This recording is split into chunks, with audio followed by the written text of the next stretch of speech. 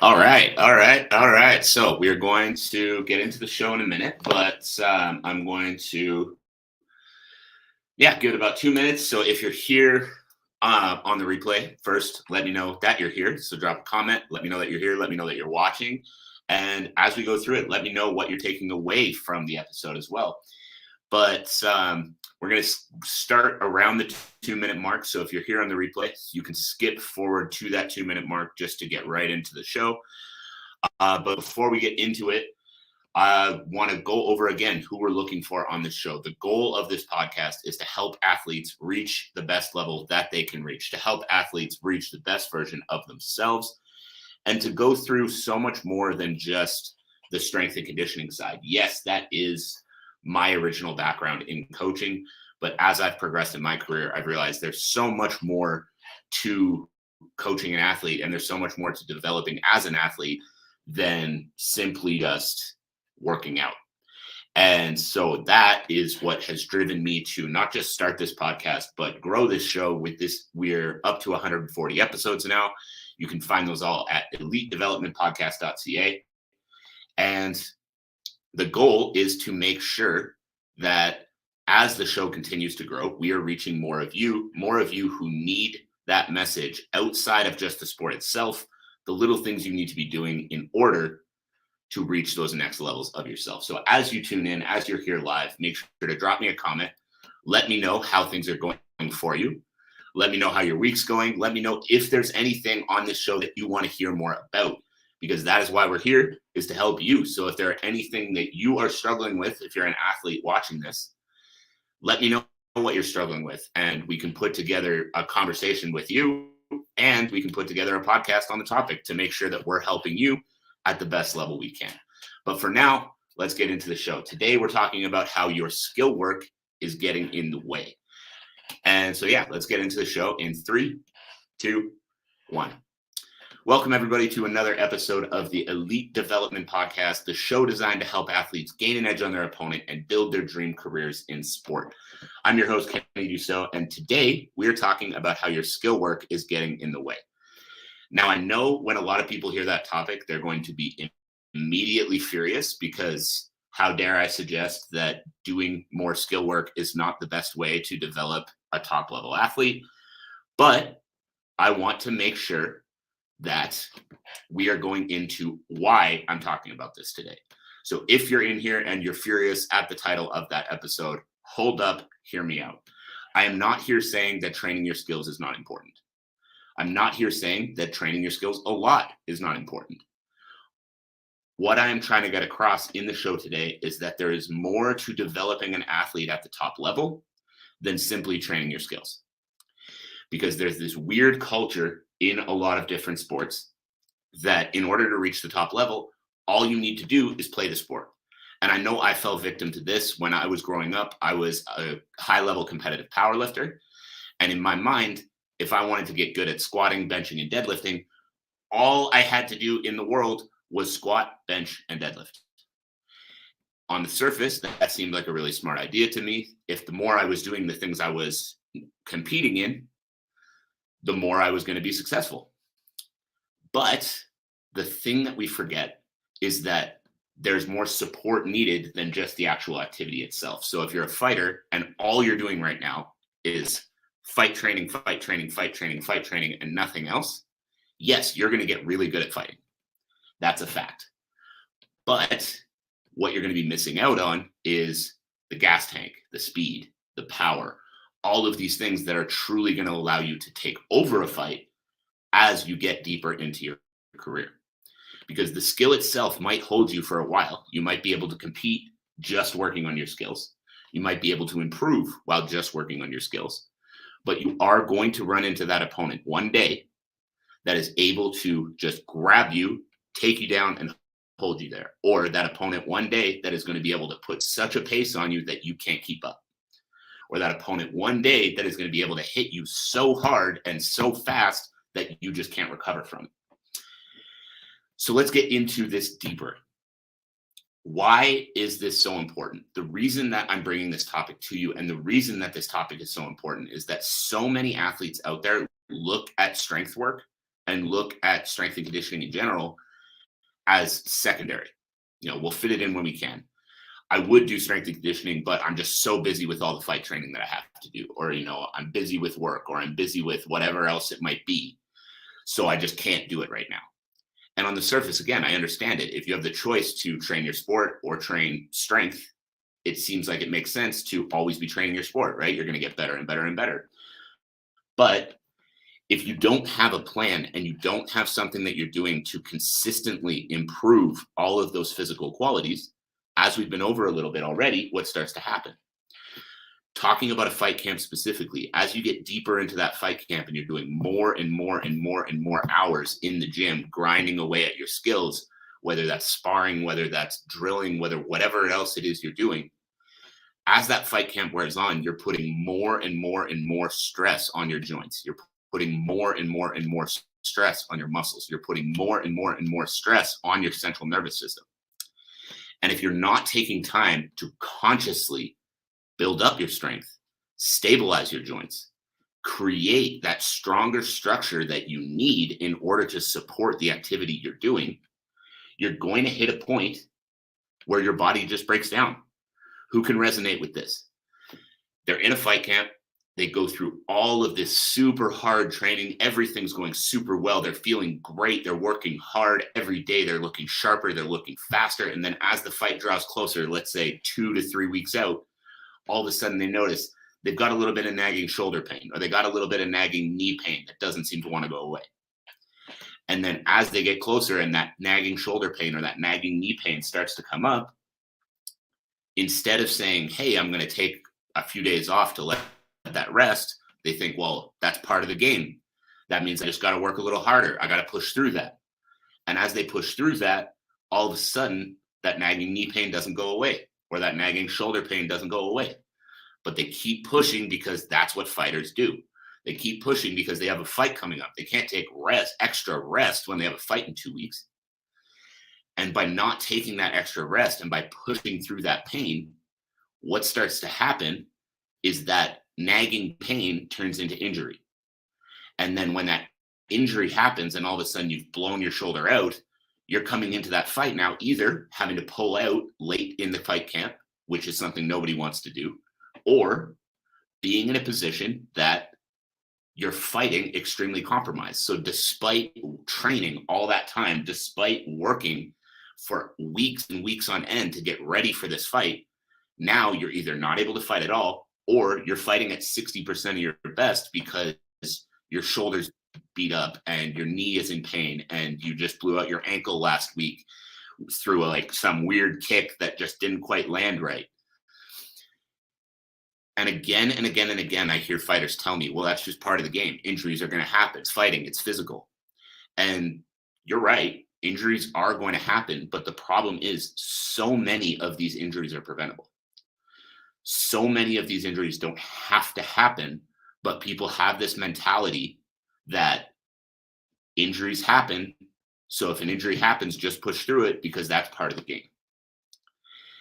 And I get it. When you're listening to this, the chances are you're sitting here and you're thinking, but I can't give up my skill work. If I give up my skill training, then I'm not going to have the skills. And if I don't have the skills, I'm not going to be able to fight well. And I understand that thought on the surface.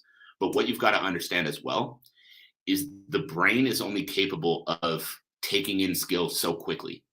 Now, I'm not going to come at you with numbers of, the exact amount that your brain's able to take in, because I firmly believe everyone's different and everyone's number on how many hours of training will actually be effective is going to be different as well. But what I will absolutely tell you is that if you're training your skills 20 hours a week, all 20 hours of those are not effective. That doesn't mean that skill training is not effective. That doesn't mean that you shouldn't train your skills. I know I always hear people say, as soon as I tell people to, take hours away from training or change up their training, I always hear people tell me, stop telling people not to work hard, or stop telling people that skills aren't important. I'm not trying to say that. So if you're thinking that, either just log off of this podcast right now or stop thinking that and actually open up your mind. Because the skill training, of course, is important. But if you're training your skills 20 hours a week, there is no way that every single one of those hours is effective and you're really taking something out of it and you're really getting the most out of it and you're really getting something that's going to benefit you coming into your next fight. So what do we do? Because no, you should not be doing strength and conditioning work as many hours a week as you're training your skills. But by taking 2 to 3 hours out of that immense amount of skill training that you're doing per week and putting those 2 to 3 hours into concentrated work on developing your strength, making sure your muscles are balanced side to side in the body, making sure that your gas tank is continuously being worked on. These are going to allow you not only to continue to improve your skills at a high rate throughout your camp, but also develop the strength and develop the resiliency that you need to prevent those injuries that happen through the camp. Now, I'm not saying that we're going to be able to prevent every single injury. I'm not saying that we're going to be able to magically make you completely uninjured every single time you train, every single camp, every single fight, because yes, of course, this is still fighting. Injuries still happen, but by spending time working on strengthening your body, by spending time working on stabilizing your joints, by spending time working on developing yourself physically, not just developing your skill set, now you're putting time into fighting against those injuries. You're putting time into preventing those injuries. I see a comment coming through on Instagram saying that's why Dusseault lost his last fight. Exactly. If you guys are UFC fans and you saw TJ Dusseault get taken down 20 seconds into his title shot, I believe 2 weeks ago at this point, if I remember correctly, his shoulder popped out and it wouldn't go back in.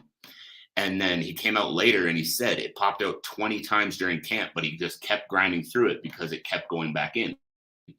And yeah, I understand the mentality of not wanting to take the day off, but by messing his shoulder up so badly to the point that he got taken down, it popped out and it wouldn't go back in, he lost his fight like that. And would the fight have been different if his shoulder was fine? Maybe, maybe not. But he definitely would have had a better shot. Now, what I want to get through to you as well is that when these injuries are happening during camp, most often they come from weak points in the structure of the body. So, if you're throwing 500 kicks a day and then you pull or tear a hip flexor, that's not an accidental injury. That is your hip flexor telling your body, I am not strong enough to throw 500 kicks a day for an extended period of time. But by spending time actually focusing on building that muscle up, by spending time on actually focusing on developing the body to be able to take that kind of volume, you're not only going to be able to continue to work at a high rate, but your body is going to be strong enough to take it. And I understand you think that you need all this skill work. I understand that you think you need to train 16 to 20 hours a week in the MMA gym or in the boxing gym or in the jiu-jitsu gym or whatever it is to be able to be successful, because if someone else is training and you're not, then aren't they getting ahead of you? But like I said, the human brain is only capable of taking in so much information.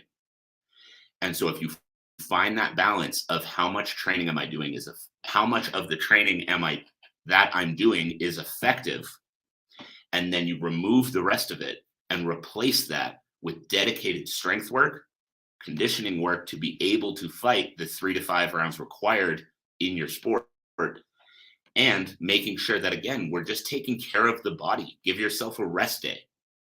And by doing this, imagine how good you would feel if you could come into your next fight healthy. Even if you spent a couple less hours hitting pads or a couple less hours rolling, imagine how good you would feel if you could come into your next fight healthy. You could come into your next fight not having to worry about that ankle that hasn't been feeling good for 2 weeks, not having to worry about that knee that you messed up a week ago in training, not having to worry about that lower back that has been bugging you for the last 4 weeks, but you've pushed through it anyway because that's what fighters do. Imagine how good you would feel if you came in and none of those things were bugging you. If you came in and all you had to think about was stepping into the cage or stepping into the ring and putting your skills to the test. Do you think you'd have a better shot at winning? Like, so many people think that only the skill work is so important, but think about how you win fights. Yes, the skill is important. Of course, I'm not ever going to say that it's not.